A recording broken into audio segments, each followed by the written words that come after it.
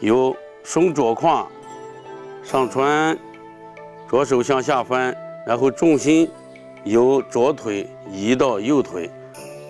两手拉开，这样子双手是逆缠劲拉开，重心在右腿，然后重心由右腿松右胯，重心移到左腿，这时候左手向上翻转，变顺缠，右手向下翻转，也变成顺缠，也就是这个懒扎衣的一开一合，双逆缠打开，双顺缠合，然后提膝，提膝开步，步向外开的时候，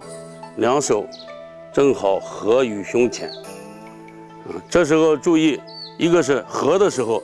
腋下要打开，不要夹死了。出腿的时候，陈氏太极拳的开步讲究脚尖上翘里合，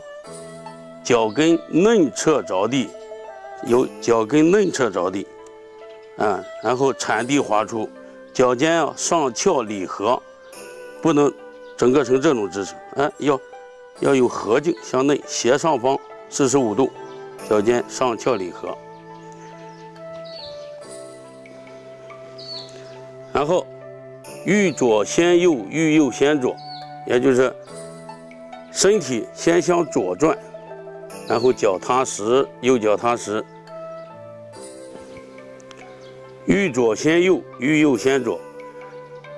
本来这个动作手是要向右拉开的，要向右拉开，但是按太极拳的运动风格，它要求呢，松左胯，身体左转，然后重心右移，翻手，两个手呢合住以后，身体左转以后变成那个右手为逆缠，左手为顺缠，旋转，重心由后裆移到右腿，然后拉开，这时候呢，左脚尖内扣，就好像右手上拴根绳子拴在脚尖上一样，把这个脚尖带过来，也就是拉开的时候，脚尖带过来，然后松沉，松向下沉的时候，松肩沉肘坐稳，然后达到这个中指领劲，右手垂直与地面垂直，把掌立起来，左手呢顺缠到腰，腰侧，然后变成逆缠叉腰，左胯松左胯下沉，重心落实，这时候呢，以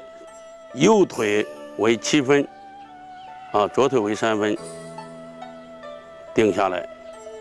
这是懒扎衣，我完整的演示一下。